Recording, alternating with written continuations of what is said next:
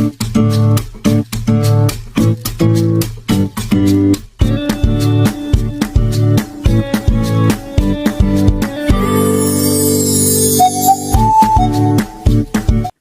ada rumor yang beredar, saya makan duit dari seorang Paul Zhang, atau saya dapat duit dari apa untuk teman-teman perangkat aksi.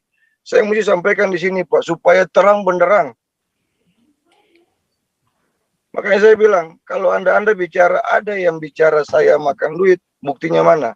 Saya belum dengar nama langsung, saya lapor polisi, benar. Haleluya. Oke nih Pak Indo Suryanto, apa kabar Pak? Salam, baik. Mana aja Pak, lama ndak kelihatan Pak, sebulan ya? 2 bulan. 2 bulan ya? Sampai bertanya-tanya kita, Pak. Banyak nanya-nanya, pasti sampai kita mikir kemana nih ya, sakit atau apa? Nah, memang lagi sibuk. Setelah Pak Nugroho masuk ya, dapat 1 hari 2 hari mungkin saya terus ya, tidak muncul. Kemana saja pun saya nggak muncul. Ya, kabar baik. Jadi untuk Kementerian Agama lebih baik masing-masing agama punya menteri itu, nggak usah dibubarkan. Iya.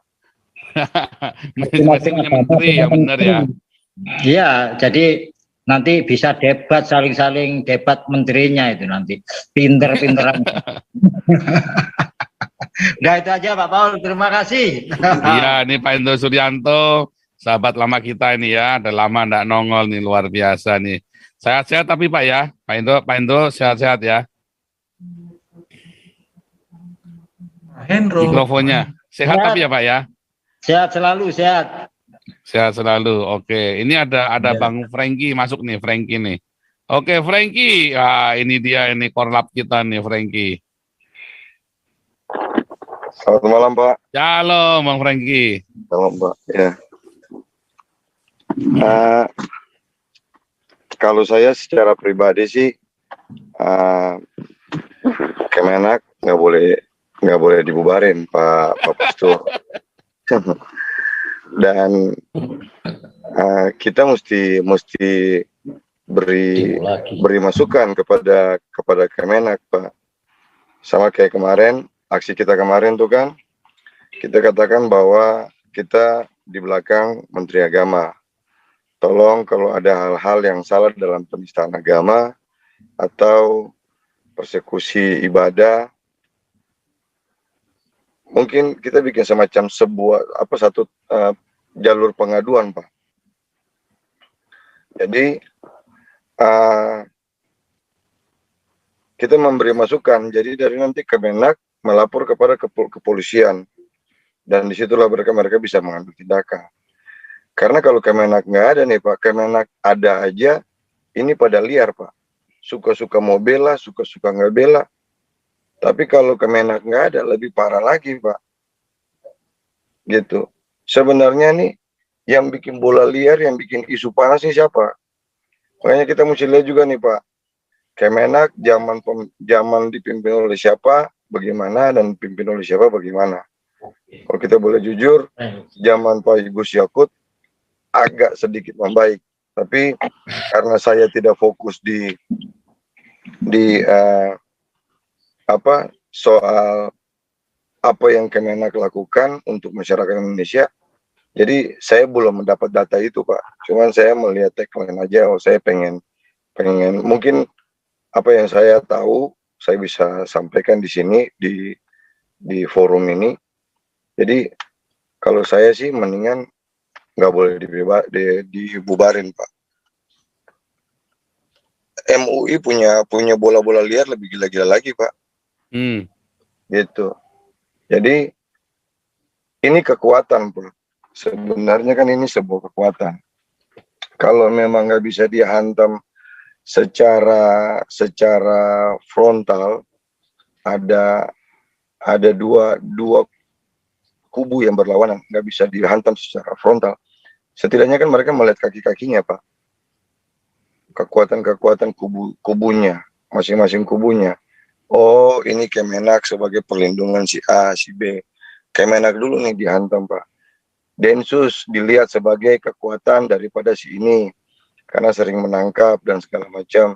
Densus dulu disuruh bubarin, Pak. Nah, oleh karenanya nanti kami juga memang akan mengadakan aksi untuk save Densus 88, Pak Paul. Kita mesti strategi nih, Bapak-bapak, bahwa ini jangan kita langsung karena saya bilang sama teman-teman di zaman Pak Jokowi lah gereja banyak ditutup. Tetapi bukan kita langsung frontal menyerang. Tapi mari kita memberi asupan, memberi masukan kepada Kemenak, kita memberi masukan kepada kepolisian. Gitu. Hal yang baik, hal yang tulus yang kami lakukan aja, saya ciptakan aja, saya dan teman-teman menggagas soal RIP toleransi aja, kita digoreng, Pak. Dan digoreng itu bukan dari pihak luar, supaya Ibu Bapak tahu. Kami digoreng dari teman-teman seperjuangan sendiri, bahwa RIP toleransi di belakangnya ada seorang Paul Zhang. Makanya kan saya bilang, Pak, pertama kali saya bilang, saya masukkan, saya bilang, saya nggak kenal yang namanya Pak Paul Zhang, saya nggak kenal sama siapa MKC, dan saya nggak punya waktu untuk mengikuti acara seorang Paul Zhang dan MKC. Tapi ini semua ini kan sudah kehidupan ini sudah Tuhan tentukan, Pak. Saya harus ketemu si A, saya harus ketemu si B, saya harus ketemu si C. Begitu loh, Pak Paul. Saya tanya sama beberapa teman, sampai kemarin saya sempat bikin video, saya sampaikan juga kan ke Pak Paul. Teman-teman ada yang beberapa yang berdiskusi dengan saya. Maaf Pak, sebelumnya Pak Pastor dan Bapak-bapak, Ibu-ibu, sedikit melenceng, saya mungkin meluruskan di sini tentang RIP toleransi kemarin. Ada yang bilang bahwa kami ditunggangi. Saya tanya, siapa yang menunggangi siapa? Nggak ada yang bisa jawab, Pak. Nggak ada yang bisa menjawab. Kalau saya belum dapat sih, Pak Paul, maksudnya secara tertuju langsung atau ada nama saya, Frankie, saya pasti lapor polisi, Pak. Karena ini pencemaran nama baik. Saya punya hati tulus menjaga toleransi. Pak Paul juga tidak ada berkontribusi apa untuk kasih asupan kepada kami yang bagaimana. Pak Paul kan cuma apa menjadi kebutuhan kalian dalam saat aksi. Kami butuh mobil komando, kami butuh nasi. Ya Pak Paul kan cuma menghubungi yayasan atau LSM atau teman-temannya Pak Paul, dan itu membantu kami. Terus kami dikatakan ini di belakang aksi ini ada seorang PZ. Terus ada lagi, besok ini ada aksi yang katanya tagline-nya aja udah salah, Pak. Meminta kepolisian untuk segera menyidang Yahya Waloni itu ya. Kan Yahya Waloni. Iya, semua orang tahu, Pak. Sidang itu di pengadilan, Pak, bukan di kepolisian. Ini kan karena nggak jelas, Pak. Tidak terkonsep, tidak berstrategi. Saya pikir sama teman-teman di RIP toleransi, kami ini salah apa? Jadi ada rumor yang beredar, saya makan duit dari seorang Paul Zhang, atau saya dapat duit dari apa untuk teman-teman perangkat aksi. Saya mesti sampaikan di sini, Pak, supaya terang benderang. Makanya saya bilang, kalau Anda bicara, ada yang bicara saya makan duit, buktinya mana? Saya belum dengar nama langsung, saya lapor polisi, benar. Jadi perjuangan ini yang murni ini, jangan kotori cuma karena kalian iri hati. Begitu, Pak. Jadi mari kita melihat secara jernih, jangan karena bisikan kiri dan bisikan kanan. Kembali lagi kepada tema kita malam ini tentang bubarkan Kementerian Agama. Kalau saya pribadi sih, Pak, biarlah Kementerian Agama ini menjadi sebuah kontrol buat umat beragama, gitu, Pak. Ketegasan boleh. Ini wacana kan, boleh berbeda ya. Iya, boleh Pak. Kita Boleh kita boleh dong. saya sama Nah. Pak Pastur, saya sama Bapak atau sama siapapun boleh berbeda pandangan Pak dalam berpolitik atau strategi kita beda-beda. Boleh. Nggak apa-apa. Tapi kan kalau jadi bodoh kan jangan Pak. Ya. Iya, ini makanya saya taruh di status saya Pak di Facebook malam ini, berbeda boleh, bodoh Iya. jangan. Hmm. Itu Pak. Lanjut. Iya, jadi Terima kasih Bung Franky. Oh Boleh iya, ya, terima beda kasih, Pak. nih, boleh beda ya. Yang penting jangan bodoh. Nih, Lumban Betul, Pak. Raja nih. Lumban iya, Raja. iya, Pak. Baik, selamat malam Pak Paul. Selamat malam Lumban Raja. Salam buat semua rekan-rekan. Terkait dengan permasalahan ini, topiknya Kemenak dibubarkan. Kalau saya punya pendapat, fungsinya saja yang direvisi, Pak. Fungsinya Kemenak itu. Jadi kalau kita lihat itu fungsinya Kemenak itu lebih condong dia mengatur agama tertentu. Bahkan Kemenak itu juga mengurusi halal apa segala macam, yang sementara bahasa halal nggak halal ini juga terkait dengan produk makanan untuk agama lain kan tidak ada hubungannya. Jadi fungsinya saja yang direvisi, memang merangkum semua untuk semua agama. Ke Kemenak itu yang pertama Pak Paul. Kemudian saya sedikit agak menyimpang terkait dengan kasus MKC. Sebetulnya perlu kita pertanyakan Pak Paul. Kan kalau dari sisi ancaman, kalau kita baca-baca buku KUHP,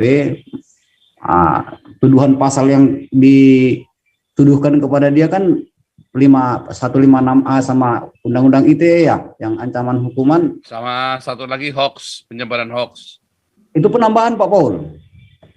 Setelah tidak bisa dibuktikan dia di P19 kan, ditambah lagi lah itu hoax itu kan, supaya ancaman 10 tahun, supaya bisa lagi dia ditahan. Kayaknya seperti itu. Jadi ada skenario-nya begitu Pak, saya perhatikan. Karena ancaman hukuman Undang-Undang pasal 156A sama Undang-Undang ITE hanya di bawah 10 tahun dan masa penyidikannya hanya sebatas 60 hari maksimalnya, dan itu tidak dapat dibuktikan sehingga P19 oleh kejaksaan itu dituduhkan lagi ada pasal hoax itu kan, itu yang yang ancaman hukum itu Pak, ceritanya nggak begitu Pak. P21 itu memang itu ada aturannya dalam hukum acaranya, memang boleh Pak. Setelah 20 ditambah 40, karena ada peristiwa khusus kan kemarin kan, jadi bisa diperpanjang Pak, karena ada kejadian khusus, jadi bisa diperpanjang 60 hari lagi. Ada aturannya Pak ya? Kemarin informasinya sampai tanggal 11 Juni, jadi hanya 15 hari perpanjangannya ya, kurang lebih ya. Itu ada aturannya Pak ya? Saya kurang ada memang boleh ya. sampai 60 hari lagi, 30 plus 30 jadi ya, bukan 30 plus 30. Bisa begitu. Berarti saya yang salah. Nanti kalau pas lagi sidangnya itu nanti tambah 180 hari bisa. Sidang itu 180 hari, tahanan kehakiman ya. Tahanan pengadilan. Jadi memang itu aja mungkin Pak Paul, saya hanya yang pengacaranya KC nggak pinter, sama saya kalah dia, kalah pengetahuannya, kalah pinter dia. Pengacaranya KC, makanya aduh, pengacara begitu. Itu aja mungkin Pak Paul, saya hanya menyampaikan saran aja supaya Kemenak. Yang salah harusnya gunakan momentum kemarin itu buat minta dikeluarin, itu bisa. Tapi karena pengacaranya pro bono jadi nggak bisa. Kalau pengacaranya bayar ya bisa. Kalau pengacaranya pro bono nggak bisa.